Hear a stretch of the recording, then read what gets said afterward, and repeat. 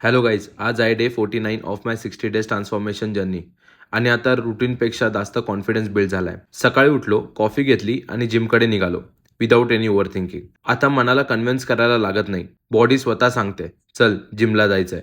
जिममध्ये पोचलो आणि वर्कआउट आधी 30 मिनिट्स कार्डिओ केला. Steady face, focus straight. कार्डिओने बॉडी एकदम वेकअप मोडमध्ये आली आणि माइंड सेटल झालं. कार्डिओ नंतर शोल्डर वर्कआउट चालू करायच्या अगोदर वॉर्मअप केलं. आज स्वतःला पुश करायचं होतं, सो फोकस क्लिअर होता. Steady reps, clean form, full control. Workout सुरू केला. Front raises, side lateral raises, shoulder press, rear डेड फ्लाय आणि upright row.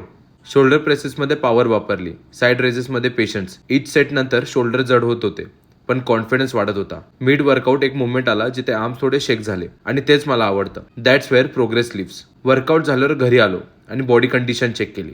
Shoulders pumped, posture strong. दुपारी लंचमध्ये पनीर आणि सॅलड खाल्लं.